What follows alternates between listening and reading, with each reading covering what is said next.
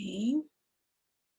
Okay, so you should have already watched the videos for transcription and mRNA processing. And let's see, I do want to take this time to remind you that when I write test questions, I do make sure that they are covered in these lecture objectives. So I write a question and then I say, like, does that really align with some of the objectives from whatever lecture that question is for? So these are really, really good study tools. I have suggested to some people who have asked for tips, what can I do to study more effectively? And so you can write something like this, just copy and paste it at the top of the document, and then write all of the notes that you can that you think apply to this. You can first do it as a way to organize your notes, and then maybe the next time do it with closed notes and see how much you can get done, and then fill in the remaining information with maybe a different color ink, and then that's how you keep repeating and engaging with the material. The other thing that I want to remind everyone is these lectures from basically lecture, I would say, from the start of the central dogma all the way to the end of the course, they are very intricate, dynamic cellular processes. And so I do the best that I can showing you static images and cartoons of these things, but I think it's also nice to see them dynamically as animations. And so I really do take a lot of time vetting all of these resources that I give you. So I really suggest that you use these as supplemental resources. You can either watch them before lecture, so you have a good idea of what's going to be discussed in lecture, or you can watch them after you have studied your notes a couple times to see if things are starting to kind of make sense, like, oh yeah, that's where the polymerase is doing this and that. And, you know, so do use these additional resources. And just a disclaimer, if you use alternate resources besides these, something that you find, I haven't vetted those, so I don't know if that information is valid or not. So it's really kind of, you know, user beware. Okay, so just a quick, I think it would be nice to just do a quick recap, because I want everyone to start seeing that there are very obvious similarities between the processes of replication, transcription, and translation.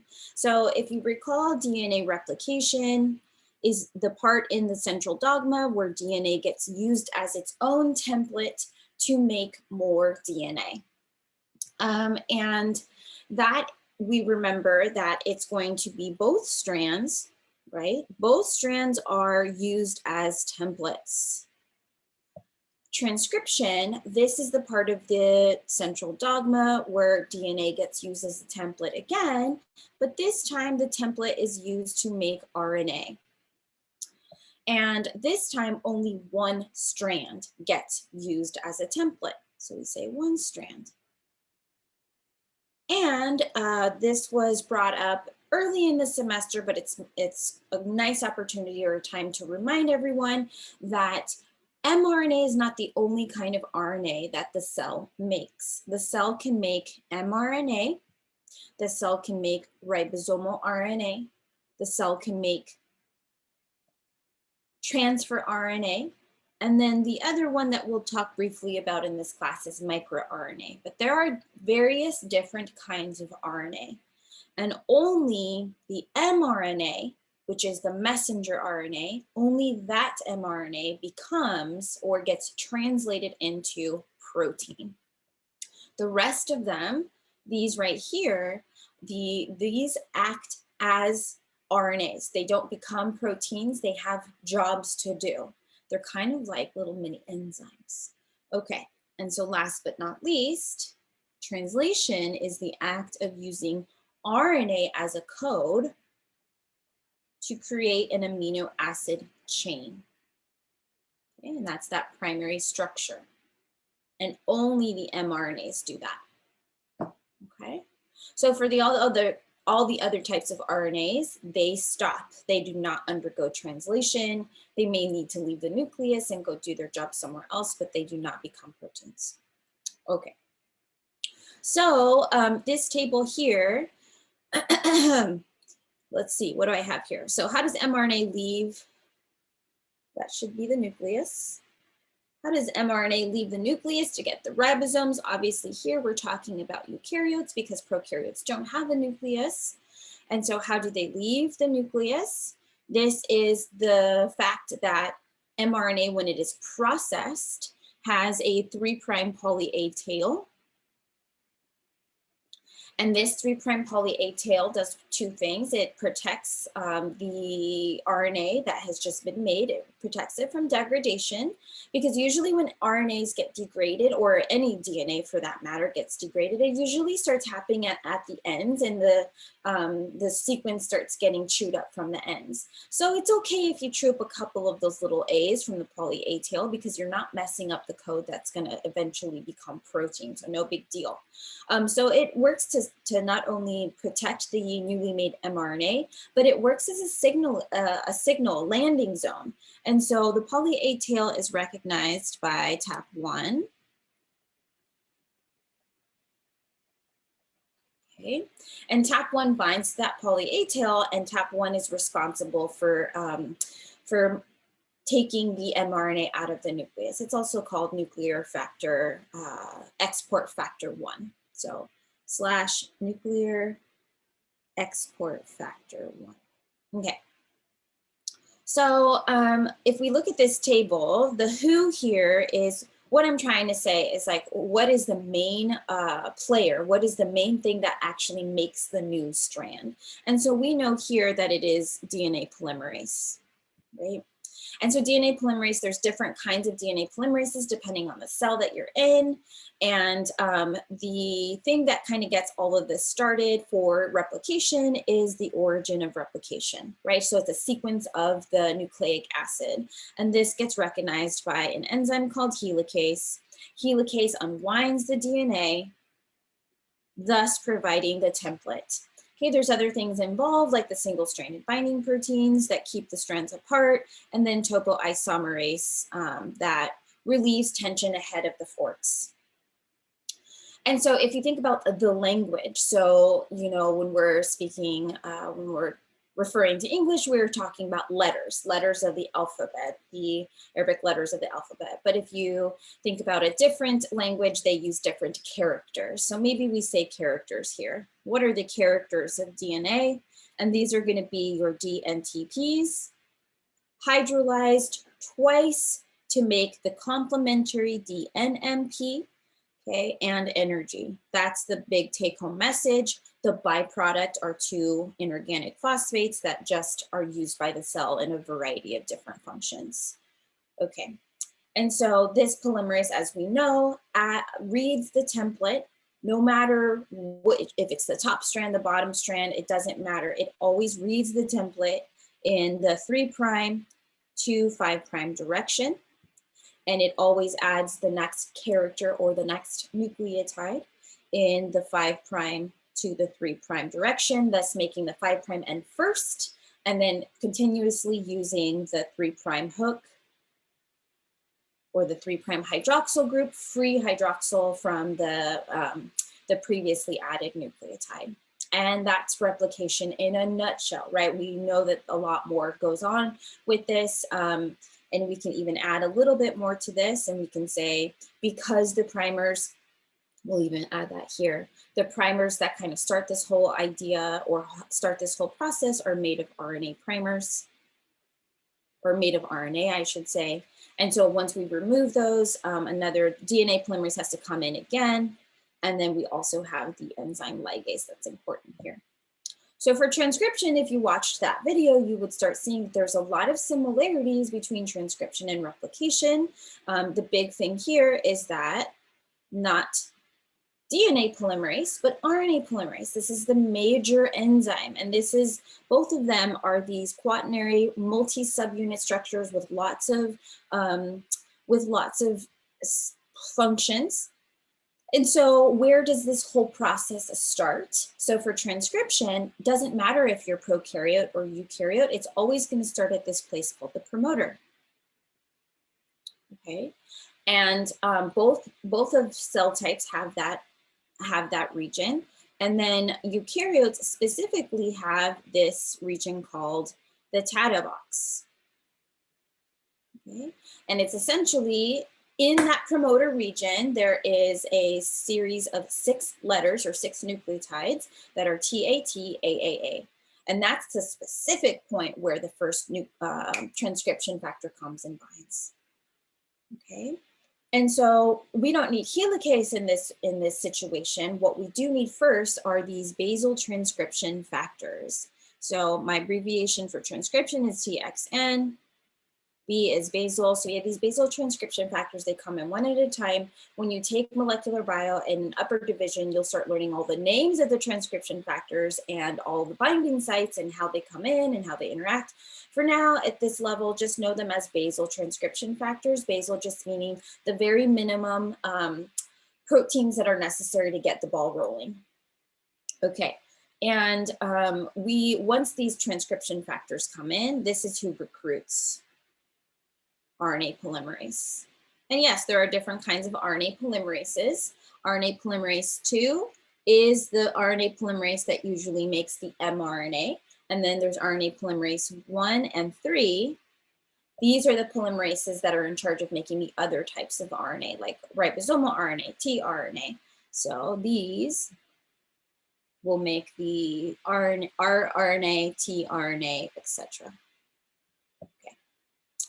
And so we don't need RNA primase to come in because RNA polymerase itself acts as both those things. So RNA polymerase not only acts as the helicase, not only acts as the primase, okay, but also does the reading and the writing.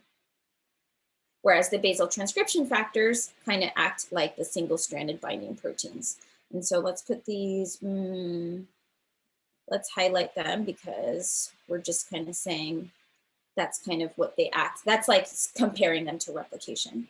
Okay, and then what is the language? So we don't use deoxynucleoside triphosphates because we're not trying to make DNA. We just now use NTPs, but same idea here. DNMPs, the complementary plus some energy and a byproduct to inorganic phosphates that are used by the cell for a variety of reasons. But this is the same. Okay. One of the things that's different about RNA polymerase is that there's no proofreading. So that's one of the benefits of DNA polymerase, which makes it really good and really high fidelity, have a really high fidelity, but RNA polymerase does not have proofreading activity. So that just reinforces the idea that DNA polymerase really better do a good job of making the copy of DNA correctly. And because we are making RNA and the RNA polymerase is putting down an RNA primer, there's no need to remove the primer. So if we don't need to remove the primer, we don't need the extra polymerase to come in. We don't need ligase to come in and seal the phosphoester backbone. So we do not need those extra things. Okay, and so now translation. Translation, there are some similarities, but there's some bigger differences. So who is the main player in translation? And this is going to be the ribosome. And what we'll learn is the ribosome is also a quaternary structured protein. It's composed of 2 subunits, a large subunit and a small subunit. And the ribosome is not just made of proteins. So the ribosome has a protein component and it also has an RNA component. That's where we get this whole ribosomal RNA. It lives in the ribosome. It's kind of like telomerase, where telomerase is part enzyme, part RNA. So here we have co-MVPs. We have the ribosome, but the ribosome cannot do all of the translating. We also need tRNAs. Okay. So I'm going to kind of skip down to the bottom of this little chart real quick and talk about the reading and the adding, or reading and the writing. So the reading is going to be the ribosome. So the ribosome reads, and this is when it's different. So the ribosome is not going to read in 3' to 5'. It reads the mRNA from 5' to 3'. Okay.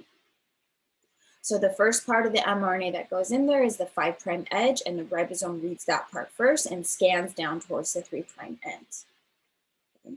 But the ribosome is not the thing that adds the amino acids, not alone anyways. The tRNA is the thing that brings in the amino acids one by one. So each tRNA basically comes with a gift, an amino acid gift. And it drops off the amino acid there. And once it has dropped off the amino acid, it leaves. Then the next tRNA comes in and brings a gift.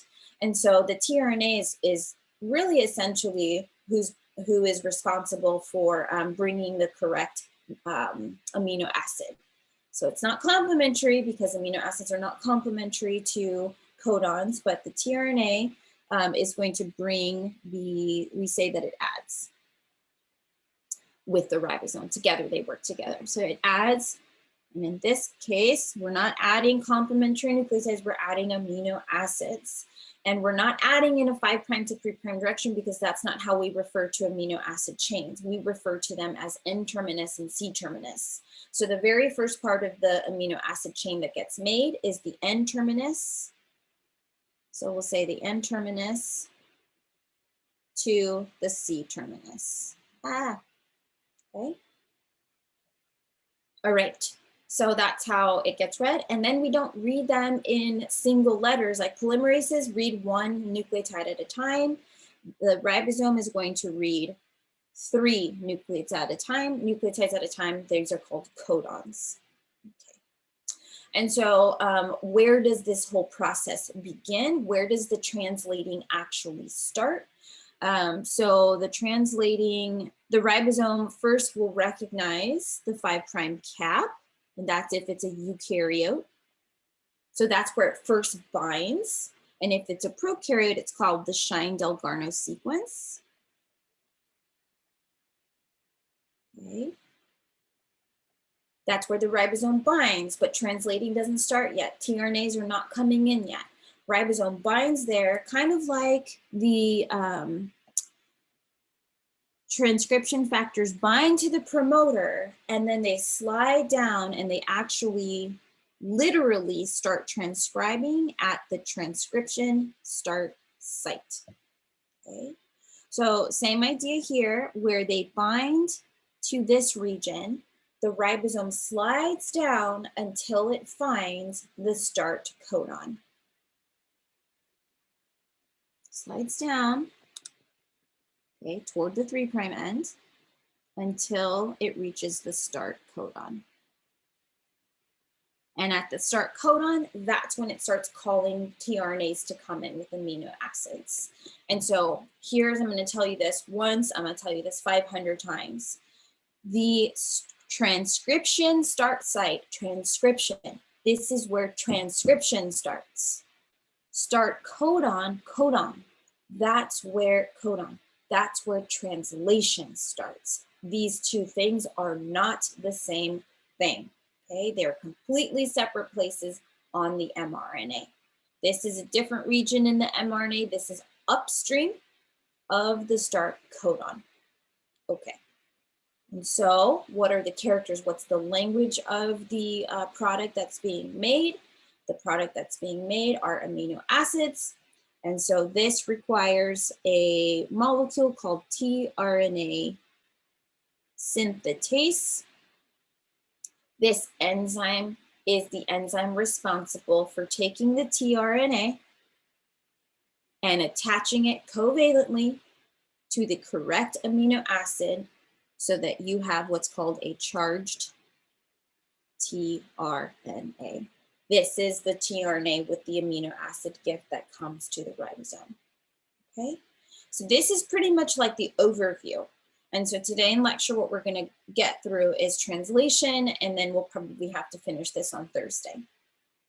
All right, so here's your mRNA, your mature mRNA transcript. So remember in eukaryotes, you have a pre-mRNA that has all these extra things and still needs a cap and still needs a tail and get the introns out.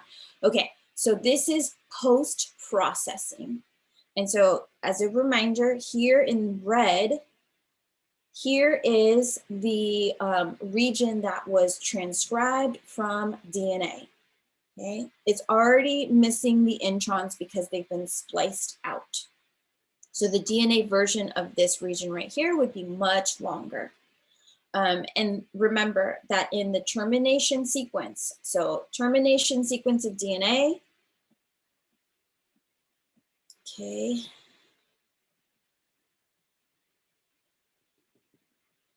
Not only does it have a code for either intrinsic or extrinsic mechanisms of termination, it also has a code for, it's called the poly-A signal. And that poly-A signal, if you recall, is in the DNA version, it's going to be TTA, TTT, and then downstream, there's going to be a string, of C's or A's, so that when you make the RNA is going to be AAU, AAA, just as we see right here, followed by a series of either G's or U's. And then we know that an endonuclease recognizes this entire chunk of RNA, cleaves the RNA somewhere between the poly-A signal and the string of G's and U's. That's what I'm referring to right here. So this is already, this little orange line, this is where the endonuclease was cut, and that's when poly-A polymerase says, okay, cool, I'm gonna go ahead and add a bunch of adenosine monophosphates to this mRNA. So the poly-A tail is made by poly-A polymerase, poly-A pol. Okay, how do we do that? We take ATP, hydrolyze it twice to make AMP and the energy. These are each of these A's. The 5' cap, we already talked about what the 5' cap is. It's your 7-methylguanosine, and it is linked to the 5' end via a triphosphate linkage, right? So 5', triphosphate linkage. This is how these two things are connected, right? And the introns have been spliced out. So let's take a peek at what else is left. So remember I said the transcription start site is different than the start codon. So here's your transcription start site.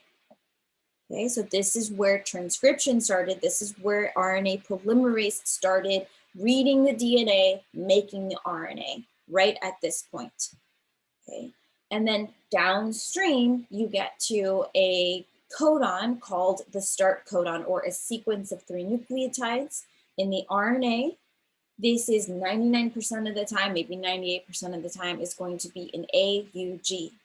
And an AUG, when you get to the amino acid code, is going to code for methionine, not methyl. So this right here is not the same thing as methionine. This is a methyl group. This is methionine. This is an amino acid. Okay, so this is an actual amino acid. Okay, so there's this chunk right here that it goes into the ribosome, but the ribosome doesn't translate it. Okay, so that little region of nucleotides, of codons, however many there are, some genes have a huge region that doesn't get translated. Some genes have a very tiny region that doesn't get translated. This is called the untranslated region, or UTR.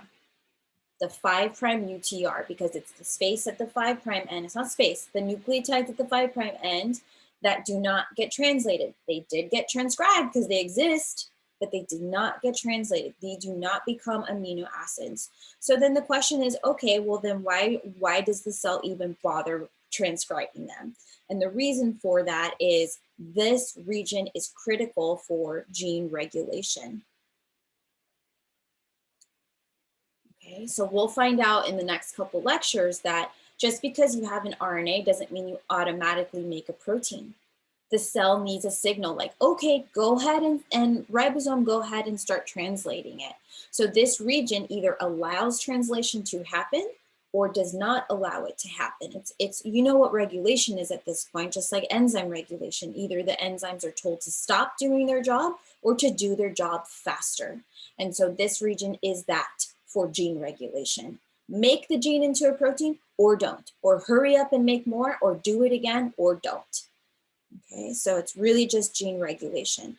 And so we have a synonymous region at the other end, at the 3' end. So before we get there, let's go ahead and look at these regions here. So you have your start codon. So this is the part where the ribosome starts saying, tRNAs, come bring me an amino acid one at a time. And it reads it in increments of three nucleotides at a time, until it gets to a special codon called the stop codon. There's 3 stop codons. They're UGA, UAA, or UAG. When a ribosome gets to that combination of 3 nucleotides, it recruits some other things, and basically everything disassembles. So in essence, what we have is this region right here. This is the only region that gets read and translated by the ribosome. And this is the part that only becomes the actual final protein, which is why we call this region, let me pick a different color here. We call this region the protein coding segment. This is the only part that actually codes for amino acids. This is also called the open reading frame. So if you had an insertion or a deletion, and it was in one of these regions, if it was in this region, this is what would cause a frame shift. If you had an insertion here, it may not have an effect on the ribosome, because the ribosome looks for the AUG, and once it finds that, that's when it starts translating. So the open reading frame, so let's just put a quick note here. In this region, if you had an insertion or a deletion interrupting a frame is a codon, so a codon is a frame. Okay.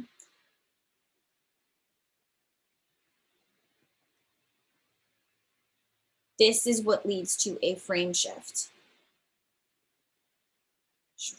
mutation, where from that point forward, the ribosome doesn't know it's a mistake, so it just keeps reading increments of 3. It's like, yeah, and it just keeps calling the tRNA and essentially is putting the completely wrong sequence of amino acids. Okay, so any part of the mRNA that does not get made into a protein is on, and that is downstream of the stop codon. So this is downstream of the stop codon. That's called the 3' UTR, because this is the region that is untranslated, region untranslated. And so that's the remaining stuff here with this doesn't count as a 3' UTR. So you might say, okay, well then what's the 3' UTR important for? Same thing the 5' UTR is, gene regulation. So this is important for regulating gene expression.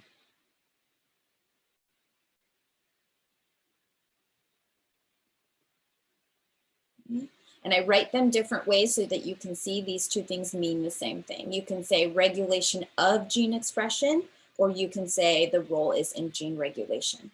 They mean the same thing. Okay, so we covered it all. So you need to know the terms for these regions. They're very important. Okay, so some of the major players in translation, we've already covered some of them, and so we'll just briefly go over them. So obviously we know the ribosome is involved, and the ribosome is a big, huge molecule that's part protein, part RNA. This is the molecule that reads the actual mRNA template. And then we need that mature mRNA transcript. So if it's eukaryotes, it's already been processed. If it's prokaryotes, it is born mature. It is made in its mature fashion. This is the thing that gets read. Ribosome does the reading, mRNA is being read. Okay. Then you have charged tRNAs. The charged tRNAs are the ones that already are covalently attached to the correct amino acid. The way that they get attached to their amino acid is via a chemical reaction catalyzed by tRNA synthetase. And then once the tRNA brings the amino acid, you have to actually hook that amino acid onto the previous amino acid. So how do you do that?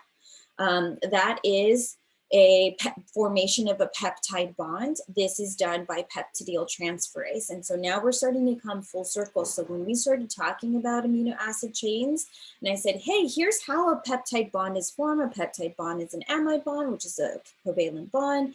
And these things have to use enzymes. Okay, well, and I said, it's not really an enzyme, but the molecule that catalyzes this reaction is called peptidyltransferase. This is lecture 4. Peptidyltransferase, this is an RNA. It's not an enzyme, it's an rRNA. This is the rRNA that lives in the ribosome. Peptidyltransferase is the thing that catalyzes the peptide bonds. Okay? And just like replication and just like transcription, translation also has initiation, elongation, and termination. 3 phases. Each of those 3 phases use a variety of different factors. And so factors is just a fancy way of saying different proteins and enzymes. So all of these things are involved in translation. So maybe you have now at least broadened your understanding of translation. It's not just the ribosome. Ribosome is important, but it's not just the ribosome.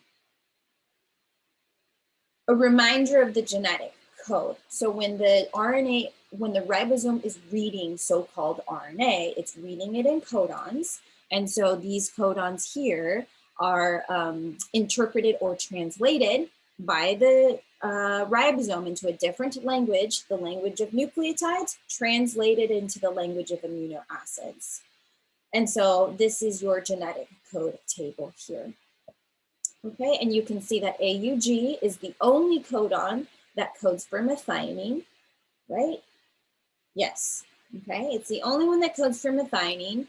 And your stop codons here, these are not amino acids. There's no stop amino acid. It's just when the ribosome gets to these codons, completely different process occurs and basically kicks everything apart and breaks it all down. Okay. So let's talk about the ribosome. The ribosome. Both prokaryotes and eukaryotes have a ribosome. Great. So we'll keep it pretty simple. So let's just kind of think about where we're at in the cell. So obviously here I'm showing you a eukaryotic cell because we have a nucleus and we have membrane-bound organelles. Okay. So these tiny little dots, remember where the ribosomes live. So ribosomes, you can either find them in the rough endoplasmic reticulum. That's what makes it rough, is the little ribosome bumps, I guess. You can find them kind of swimming throughout the cytoplasm. And you can definitely find them in the mitochondria. You can't see them here, can you? No, but they're in there. All right.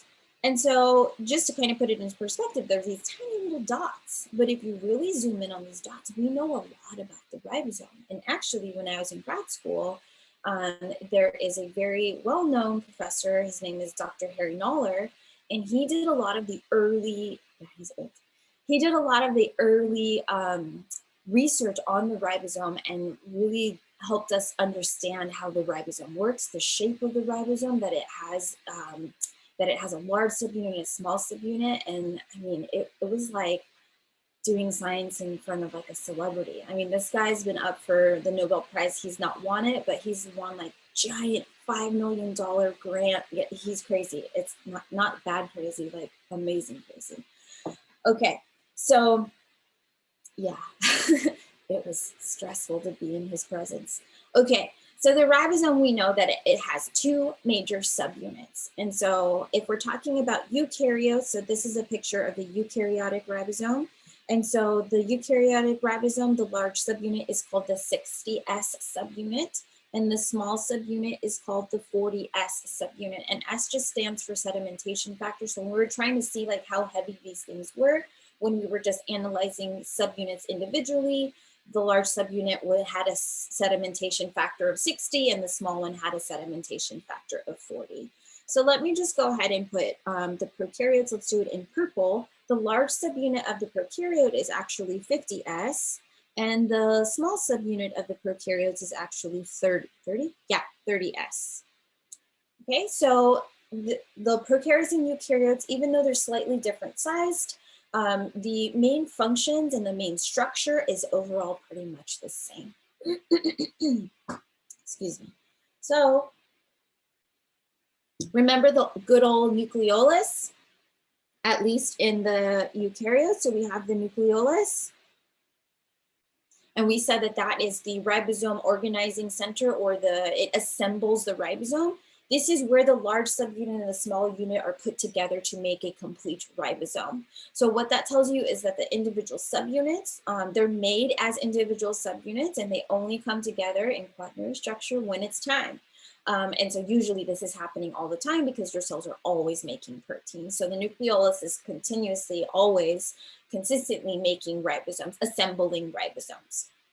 And then at the end of translation, the ribosomes disassemble just so that they can become reassembled. I don't know why. Okay, so when they are assembled, so the assembled ribosome for eukaryotes, you would say, okay, so then that must mean 60 plus 40, it's 100 sedimentation factor, and the answer is no. The assembled eukaryotic ribosome is actually 80S. So somehow the way that these subunits bind makes them have a smaller sedimentation factor. I don't care about the sedimentation factors. I care that you actually know the names of these subunits. So apart, 60 and 40. Together, the whole thing is 80S. Okay. And then for prokaryotes, we have 50S and 30S individually. When these things are bound together, they are actually 70S. The whole thing is called the 70S ribosome. Okay. That comes from 60S and 40S. Okay. And so you can see, and I know that this is like a curly mess of a bunch of spirals and stuff, but all of these, they're like little alpha helices and beta sheets. You can't see them, but it really does show you that all proteins have these loop-de-loops and wiggles, and they're all bound just the same way via R group interactions and polar interactions. This is the same thing that we've been talking about since pretty much almost day one. Okay, and you can see there's a couple other important things. I'm just going to point out the peptidyltransferase center. So remember I said that peptidyltransferase is the molecule that catalyzes the covalent bonds. It's this tiny little RNA that's smack in the middle of the large subunit. So this is in the large subunit, right? And the decoding center, what does that mean? The decoding center is the reading. This is where the mRNA is decoded. The codons are decoded. So this, we'll just call it, this is where the reading happens. So this should now tell you that it's specifically the small subunit of the ribosome that reads the mRNA. And it's the large subunit that's responsible for catalyzing the peptide bonds. So I'm going to go ahead and add that to our table up here. Oh man, maybe I'm not because there's no room. Okay, yes. So the small subunit reads, right? And the large subunit catalyzes the peptide bonds.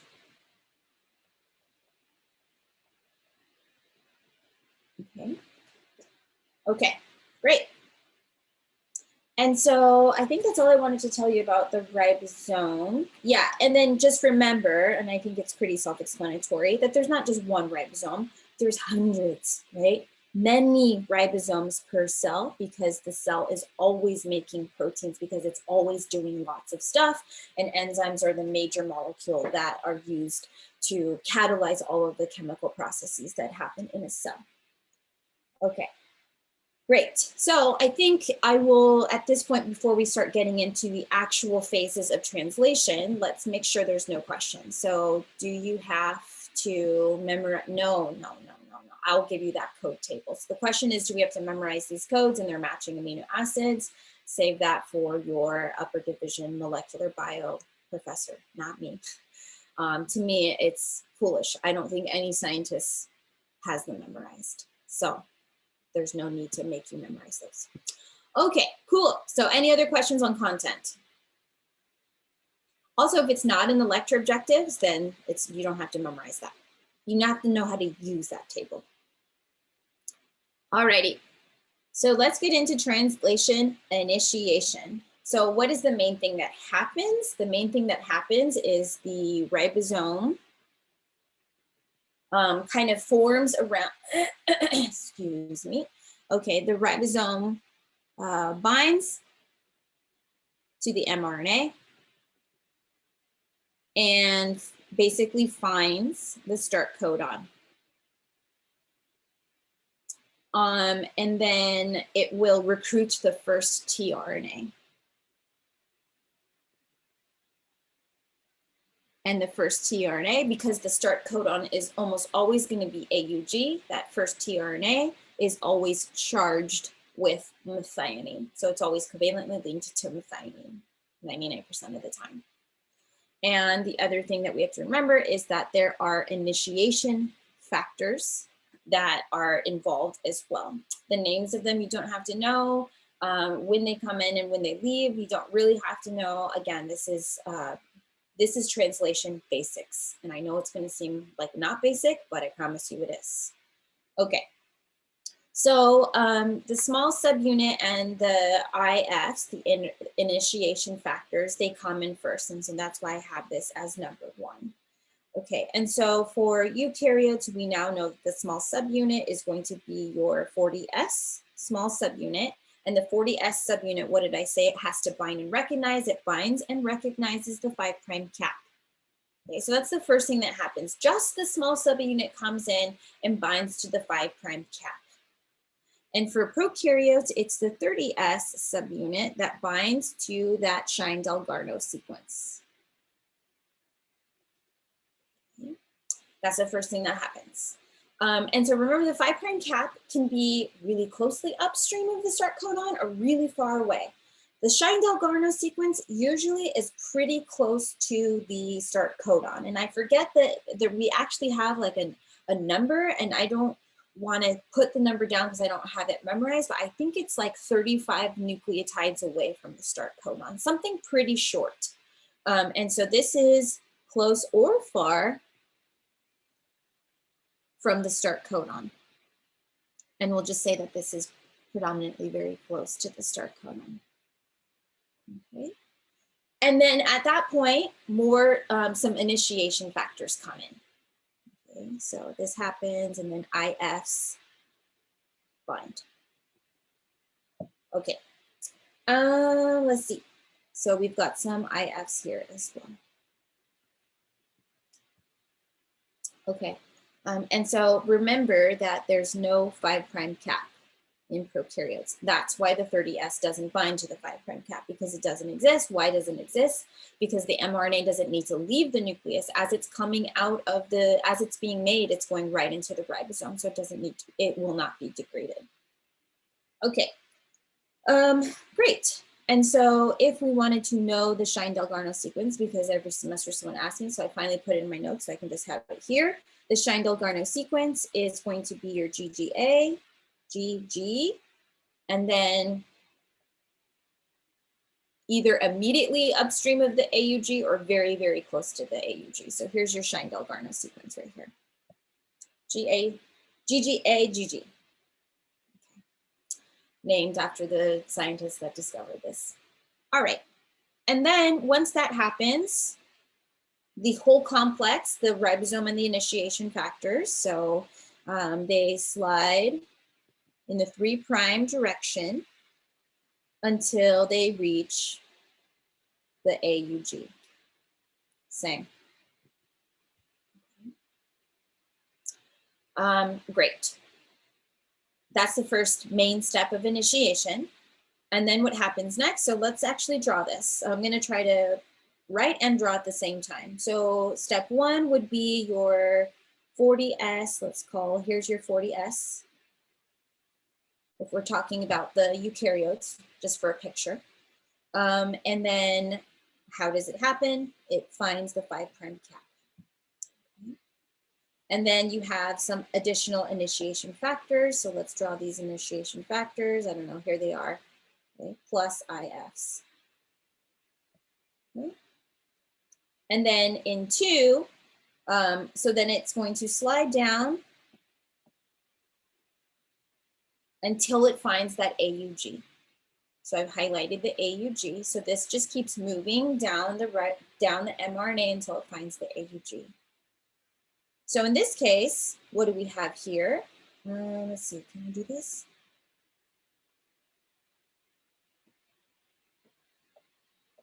Cool.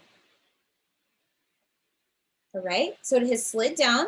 Awesome. Oh no. I'm sad. Okay. All right. It has found the AUG. And so what happens next is that it recruits the first tRNA. Okay. This tRNA, oops, is charged with methionine. And so this tRNA comes in, and this is one of those special tRNAs that actually functions as a tRNA. In order for the tRNA to function, or any RNA to function, it needs to be folded properly. And so we'll see in just a second that tRNAs have a very classic multi-hairpin structure. So you have something that looks like you have a hairpin here, a tiny hairpin here, another hairpin here, and you have your base pairs of the stem of the hairpin, and you have your 5' end and your 3' end. And all the tRNAs are shaped like this. And the 3' end is where the amino acid gets linked. So here's your amino acid. In this case, it would be methionine. And so right here in this location at the very, the loop of the bottom hairpin, this is going to be complementary to the AUG. So if this is the codon and this is where the tRNA comes in, then if we zoomed into this region right here, so if it's AUG of the mRNA, and obviously we know this is the 5' end, the tRNA, in order for it to bind there, a couple things have to be true: anti-parallel and complementary. So that means we know that this part is the 5' end of the tRNA. That means this has to be a C, this has to be an A, and this has to be a U. Okay? So that's what would be right in this. That's the sequence, and that is called the anticodon. If this is the codon, then this is the anticodon. And so every tRNA has an anticodon. That's the only way that it could come in and bind to the codons. So this tRNA, I'm just gonna try to draw it as clean as possible just so that I can get it out of the way. So this is your tRNA. Move that 40S. This is going to be charged with methionine over on this part. So let's make that ball methionine. And so this is your UAC. Okay. So that's the second main thing that happens, all right? So initiator tRNA with methionine with the anticodon. Okay, you can draw it 3' because it's going to be complementary to the AUG. So you can write it like this. Or you can write it properly, and you can write it 5' to 3' because that's usually how scientists write all nucleic acids, 5' to 3'. So the anticodon is actually CAU. And it would be the same for eukaryotes and prokaryotes. That tRNA is charged with methionine. And so the difference between eukaryotes and prokaryotes is that prokaryotes, they have a special tRNA, and it's formulated. So the tRNA has a methionine amino acid, and that methionine amino acid has an additional functional group called formyl. Not, I'll just write it. Formyl. So it's a formyl functional group, and all prokaryotes use that as their first tRNA. And so the amino acid in the resulting chain is formulated. Not formulated, formulated, but only that one. So that's the main difference between eukaryotes and prokaryotes. Okay.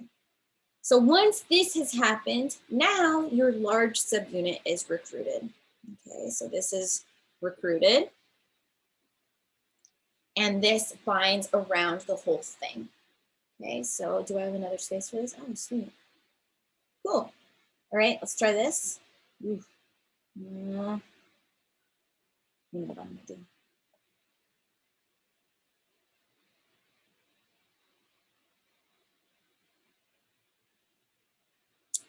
Okay. Great. Okay. So if we're recruiting now the large subunit comes in and it's much larger than the small subunit. And there's your large subunit. So in this case, if we're talking about eukaryotes, this would be your 60S. Okay. And so what's important about the large subunit is it has these little, it has these special compartments. These compartments are known as the E site, the P site, and the A site. And so what E stands for, let's start with A. So what A stands for is that's your acceptor site. And your acceptor site, that's where the next tRNA will come in. It's ready to accept the next tRNA and accept the next amino acid. So this is the site where the next charged tRNA will enter. Okay. The P site, this is called the peptidyl site. In this location, in this region, I should say, this region of the large subunit, this is where the peptide bond gets made. So essentially, this is where you're actually attaching the new amino acid to the chain that you've already been making.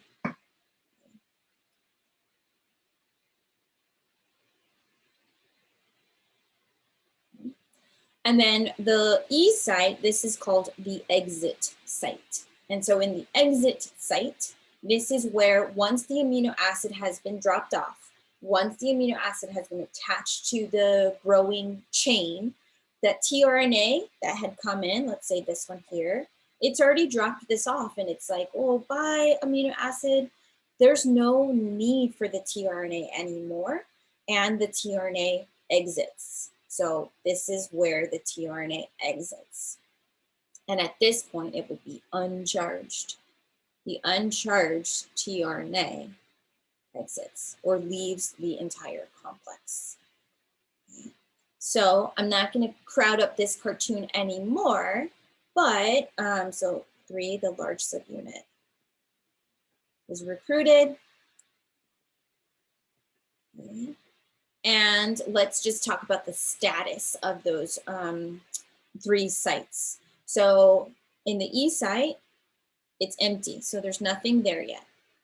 In the P site, you have your tRNA with your methionine. And in the A site, it's empty because the next tRNA is about to come in. But this right here, this is the initiation complex, all of it. The small subunit, the large subunit, the tRNA, the initiation factors, and the mRNA. So this is the initiation complex. Okay, so let's look at a cartoon that was nicely drawn by the computer or someone behind the computer. It's better than me. Okay, so here you have it. Here's your small subunit. Here's your mRNA.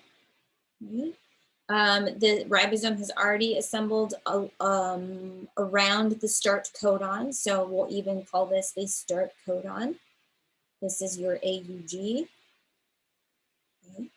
This cartoon, to make it very simple, just drew the tRNA as a little square thing. And you have your methionine attached.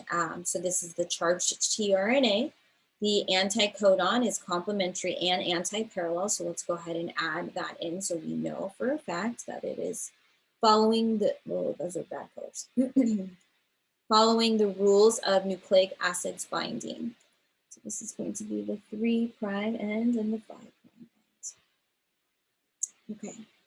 And you can clearly see that right now it's the tRNAs in the P site. Nothing is in the A site. You can even see a little arrow because a tRNA is going to come in. And nothing is in the E site quite yet. The cartoon does not show initiation factors, but they are there. And that is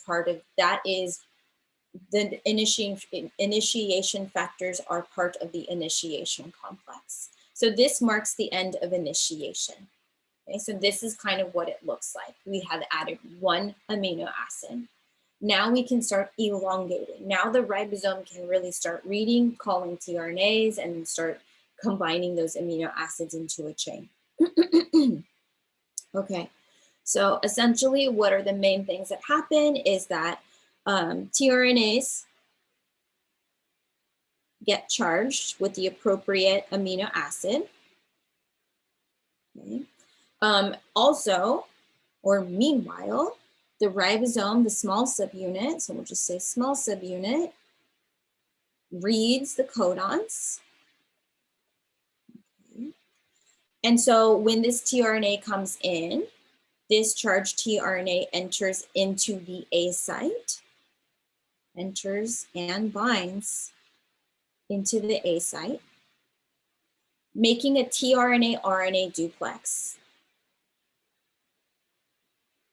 mRNA duplex, right? And the whole rules of nucleic acids binding hold true here in an anti-parallel, complementary fashion, okay?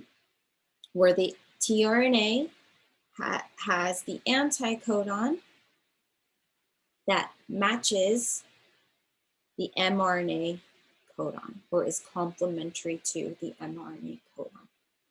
Okay, so we already talked about what reads the sequence, small subunit of the ribosome. Okay. And then the sequence is added.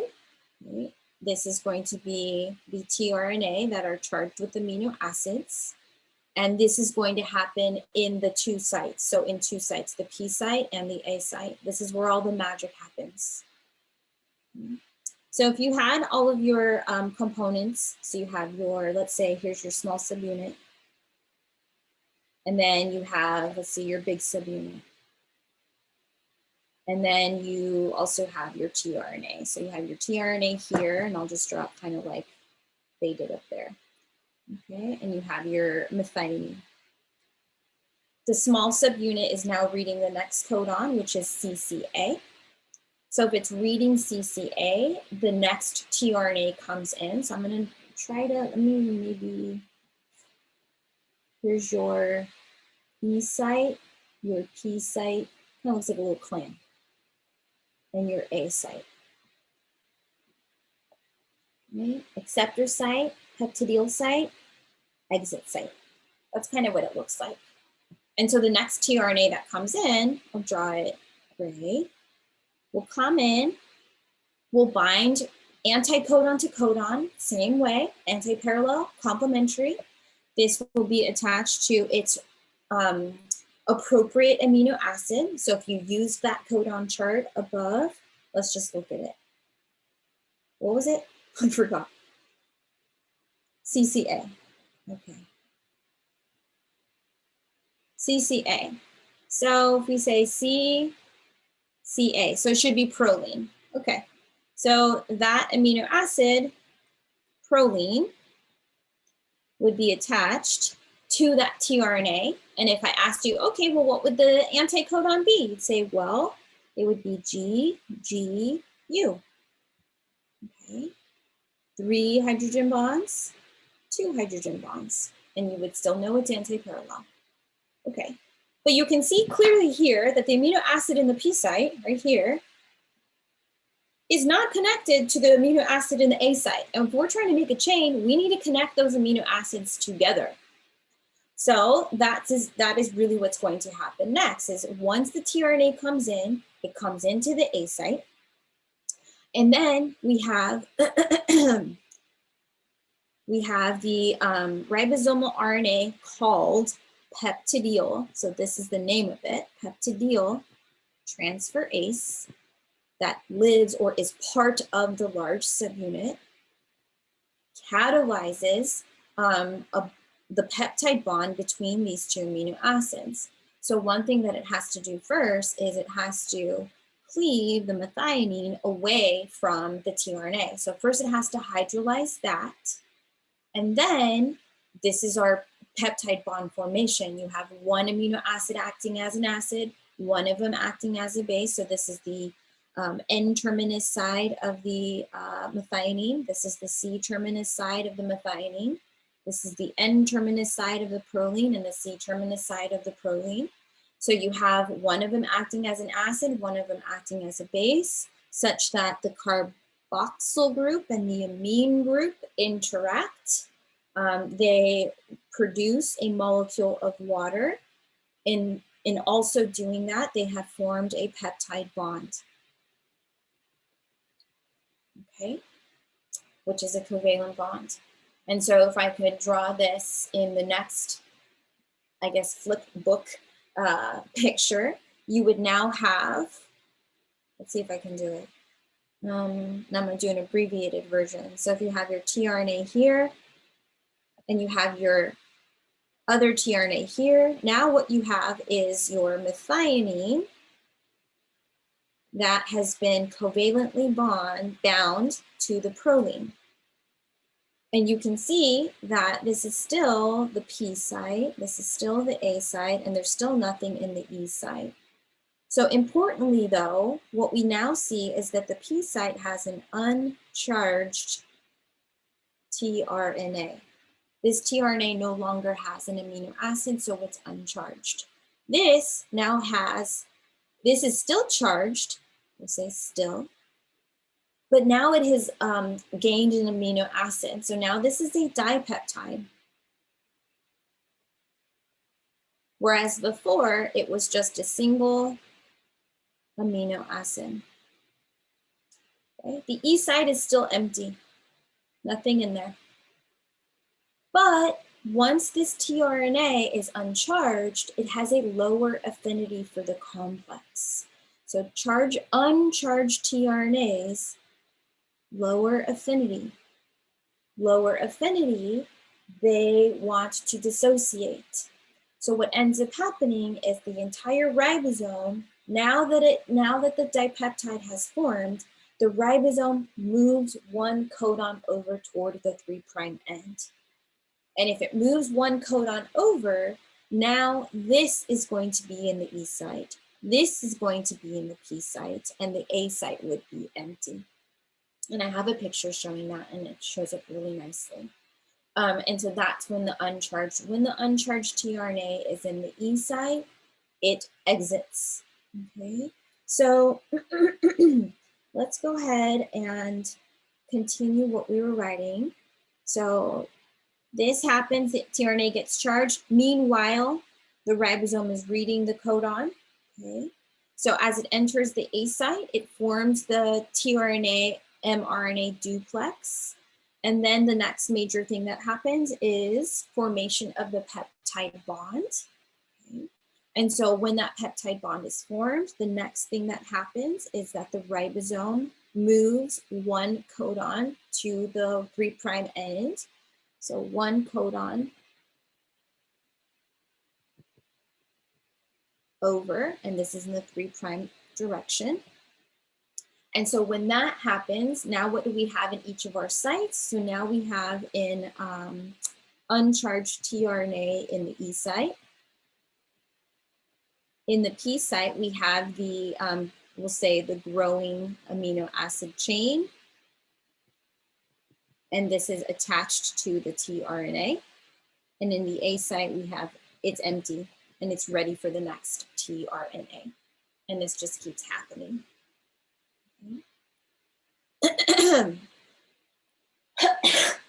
So I'll come back to the tRNA in just a second and how it gets charged, because I want to show you the actual picture of what I was drawing with a pen.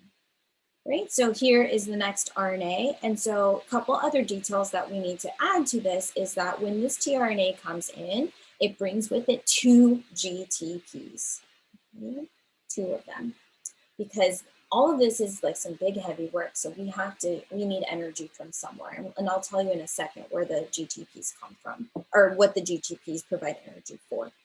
But we're in elongation, and to keep this cartoon as clear and clean as possible, I didn't draw the elongation factors on the slide above, but you have to know that there are also, just like there are initiation factors in the initiation phase, there are elongation factors here. So this next amino acid that's been charged comes in, binds the codon. Here's the anticodon, here's the codon. It's charged with an amino acid. Okay, so here it is. And so the next thing that happens is peptidyl-transferase cleaves this off, right? So it cleaves the amino acid away from the tRNA in the P site and transfers that amino acid, forming a covalent bond. So if we could zoom in, there is a peptide bond that was formed here. And just like I said in the previous slide, now what do we have? We still have nothing in the E site. We have our uncharged tRNA in the P site, so this is uncharged. And then this is our growing chain plus the tRNA in the A site. Okay. An uncharged tRNA has a lower affinity for this entire complex, but what did I say first has to happen is that this ribosome now moves over 1 codon. So here it is, and now it has shifted 1 codon this way. So the tRNAs don't change, they're stuck to the mRNA. So imagine them as the stationary objects, and the ribosome just moves over. So what used to be in the P site is now in the E site. What used to be in the A site is now in the P site, and now the A is empty. Right, so this is empty. Now this has the growing chain of amino acids plus your tRNA, and this has your uncharged tRNA, and with a low affinity, so it dissociates and leaves. And that's what this little arrow is telling you, that these bonds, because it no longer has an amino acid, the affinity is lower and it leaves. And now this is ready for the next tRNA. So the small ribosome reads this codon here, and the appropriate tRNA with the anticodon and the appropriate amino acid come in, and the process repeats. So we just repeat over and over and over. So it's kind of like you would go back to here. Okay, but this time you're starting with 2 amino acids, and by the time you get to the end, you'll have 3 amino acids and 4 amino acids, and you just keep repeating, repeating, repeating. Okay, so just a recap, what is the molecule responsible for making the peptide bond or catalyzing the peptide bond? That's the peptidyl-transferase. Okay. And this is an rRNA. So it's an RNA that acts as an enzyme. It is not a protein. It is an rRNA, and it is part of a large subunit. Okay. So ribosomes that act as enzymes, they're called ribozymes. Okay. What else is needed here? Energy. All this stuff is some big work. So we need some kind of cell energy. Okay. And so where does that energy come from? We know that it comes from GTP, and the GTP was brought by the charged tRNA as they're coming in. So when this thing came in here, it brought with it GTP. So here's one more cartoon to show you how that works. Okay. So in this case, we've already started building the chain. So we've already gone through this process 4 times. So now in the P site you have, let's make it bigger. You have your amino acids. Here's your P site with the growing chain. The A site is empty, ready and waiting to accept the next charged tRNA. The E site, the uncharged tRNA has already left. Okay. So here comes the tRNA with its little anticodon. It's going to sit perfectly in here. It has been charged with the amino acid. It also comes with 2 GTPs. So in order for the peptide bond to form, the peptidyltransferase uses or hydrolyzes one of those GTPs for energy. It's not using the byproduct GMP or anything like that. It's basically hydrolyzing it to release cell energy. So one of the GTPs is used, so this one GTP to make the peptide bond. Okay, and so once you make the peptide bond, like we just saw, now the growing chain is on the tRNA in the A site, and the uncharged tRNA is in the P site. The ribosome's like, ew, I don't want that uncharged tRNA here. I'm moving away from it. So the ribosome needs to move, that's what this arrow is, in the 3' direction. And it moves one codon over. In order for it to move, it needs to use GTP energy. So this moving also requires GTP hydrolysis. Okay. And then once it moves over, now we have your uncharged tRNA in the E site that pretty simultaneously leaves after that. And you have your growing chain in the P site and nothing in the A site, and we just repeat this. And we just go, it's a cycle over and over and over and over. And that's elongation. Okay, so let's see. Yeah, cool. The last thing that I want to talk about, because I think it is important, is how do the tRNAs get charged? And so the tRNAs get charged in the following manner. Okay, so here's your tRNA. Here's the 5' end of the tRNA. Remember I told you it has very classic 3 hairpin loops in this tiny little, this is called a stem loop. Okay, and so when the tRNA is uncharged, it has a 3' hydroxyl because it's a tRNA, and amino acids, I don't know why this always does this. The amino acids also have a hydroxyl group. So this is the carboxyl, right? And so one of them acts as an acid, one of them acts as a base, and you're forming this covalent bond between your, so this is an alcohol, this is your acid, right? Carboxylic acid, and the alcohol from the sugar. So if you're forming an alcohol and an acid, what are you actually forming? You're forming an ester bond. So the amino acids are charged onto the tRNA via an ester bond. Okay. And so obviously this is going to be a condensation reaction. Okay. And an enzyme, how are the bonds made? No chemical reaction happens, very few chemical reactions happen spontaneously. So what is the enzyme that catalyzes this? This is by an enzyme called tRNA synthetase. Okay.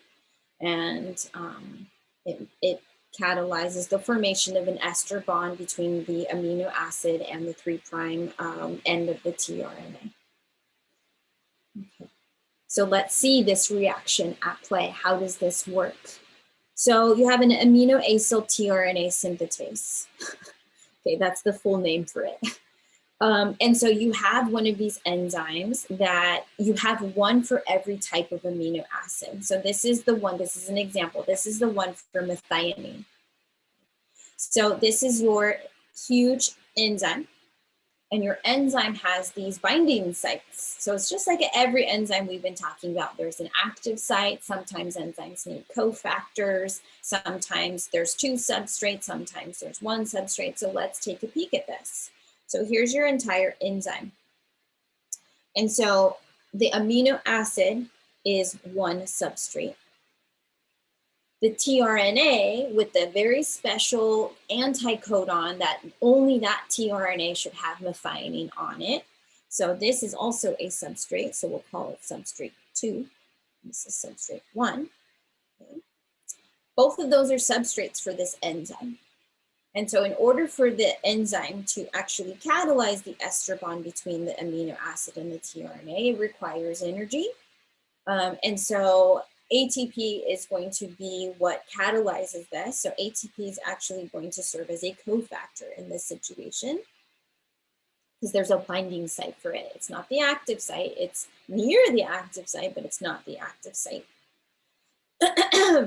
And so in hydrolyzing the ATP, now the enzyme has energy to catalyze the formation of the ester bond. So ATP hydrolysis gives it the energy, and then you can catalyze formation of the ester bond. And once you have catalyzed the formation of the ester bond, the two substrates coming together have less affinity for the enzyme, and so they dissociate from the active site, and now you have your product. Okay. And now that charged tRNA can go into the ribosome and sit on the mRNA, and it is charged with the correct amino acids. Okay, so if we think about this, how many different tRNAs are there? So there are actually a lot, because the tRNA, how does it bind? It binds specifically to the codon, right? So how many different codons are there? Well, if there are codons possible, a codon is 3 nucleotides. And so here's your 3 nucleotides. There's 4 possible nucleotides, A, C, U, and G. At the first location, at the first spot. There's 4 possible in the second spot, and there's 4 possible in the third spot. So mRNA, there are 64 possible mRNA codons. So that means there should be 64 matching tRNAs. And I would say that's true, except the 3 stop codons do not ever bind a tRNA. So it's 64 minus the 3 stop codons equals 61 different tRNAs. tRNAs come from DNA, so there's 61 genes for tRNAs.